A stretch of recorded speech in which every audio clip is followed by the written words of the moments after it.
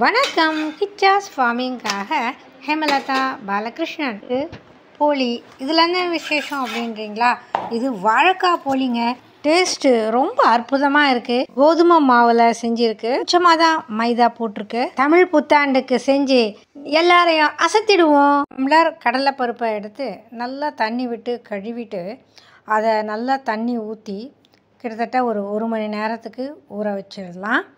இப்போது அடுத்து இது கோதுமை மாவு, இது மைதா மாவு. கோதுமை மாவு 1.25 கப்பு எடுத்துக்கிறேன். இதுக்கு அந்த மைதா மாவை அந்த மேலே போடுறேன். அவ்வளோதான் மைதா மாவு. அதுக்கு அந்த கப்பு நிரம்புறதுக்கு கொஞ்சம் அந்த அளவுக்கு போட்டு இந்த பாருங்கள், மைதா மாவையும் போட்டு அதை ஒன்றா கலந்து பாத்திரத்தில் எடுத்து போடுறேன். நம்ம அதில் தான் மாவு பிசைய போகிறோம். இப்போ பாருங்கள், இதில் போட்டிருக்கேன்.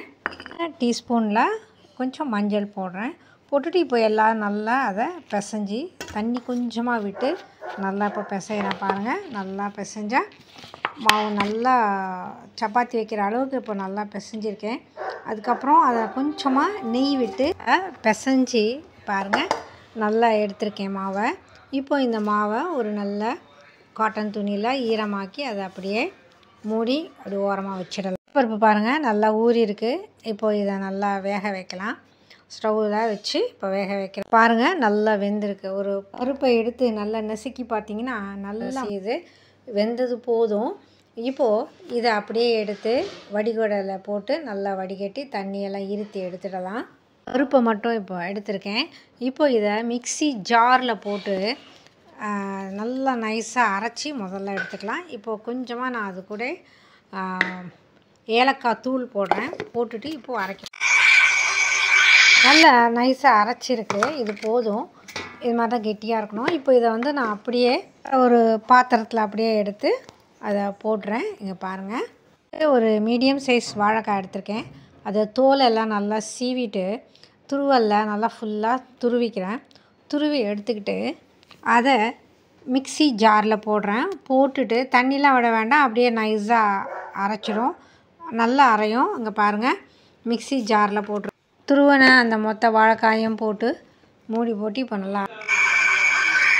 நல்லா நைஸாக அரைச்சிருக்கு. இது போதும். இப்போ இதை அப்படியே அந்த ஏற்கனவே நம்ம அரைச்சி வச்சுருக்கோம் இல்லைங்களா பருப்பு, கடலைப்பருப்பு, அது கூட இதையும் போட்டு அப்படியே மிக்ஸ் பண்ணணும். ரெண்டையும் நல்லா போட்டு கையால் நல்லா பிசைஞ்சு ஒன்றா மிக்ஸ் பண்ணி வச்சுருக்கேன்.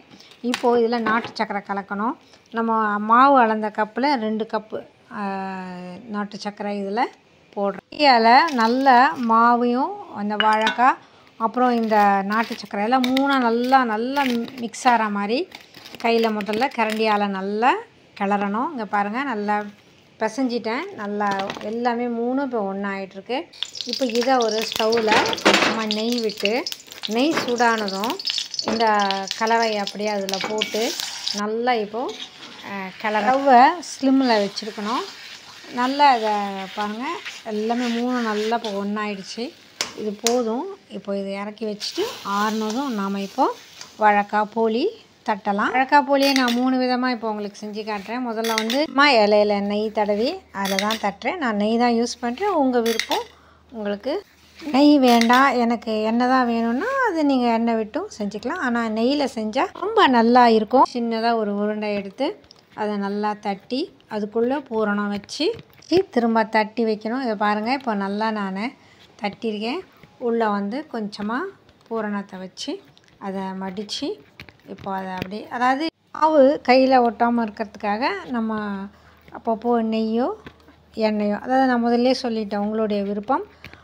நெய் வேணுன்னா நெய், இல்லாட்டி எண்ணெயில் தொட்டு அதை அப்படியே தட்டும்போது நமக்கு அந்த கையில் ஒட்டாமல் ரொம்ப நல்லா பிஞ்சு போகாமல் வரும். இப்போ நான் பாருங்கள் அப்படி தான் வைக்கிறேன். இப்போது உள்ள பூரணம் வச்சுட்டு நல்லா அப்படியே மெதுவாக அப்படியே அழகாக தட்டி, இங்கே நான் பூரணத்துக்கு நாட்டு சக்கரை யூஸ் பண்ணியிருக்கேன். உங்களுக்கு பிடிச்சா நீங்கள் வெல்லம் எது உங்களுக்கு பிடிக்குமோ அதை சேர்த்துக்கலாம். ஒவ்வொன்றும் ஒரு டேஸ்ட்டு கொஞ்சம் கல்லை அடுப்பில் போட்டு ஸ்லிம்லேயே வச்சுருக்கேன். இப்போது இது தட்டியாச்சு. இதை இப்போ நம்ம தோசைக்கல்லில் போட்டு 2 பக்கமும் வேக விட்டு அப்படியே அழகாக எடுக்கலாம். வாங்க, கையில் ஒட்டாமல் பிஞ்சு போகாமல் நல்லா அழகாக வந்திருக்கு. இது கோதுமை மாவு கலந்ததுனால தடியாவோ அப்படிலாம் இல்லை, நல்லா மெலிசாக தட்டை வருது. இங்கே பாருங்கள், நான் தட்டி போட்டிருக்கேன். அழகாக வெந்தது திருப்பியும் போட்டிருக்கேன் பாருங்கள். ரொம்ப நல்லா சாஃப்டாக இருக்குது, டேஸ்ட்டாகவும் இருக்குது. நீங்கள் கட்டாயம் செஞ்சு பாருங்கள்.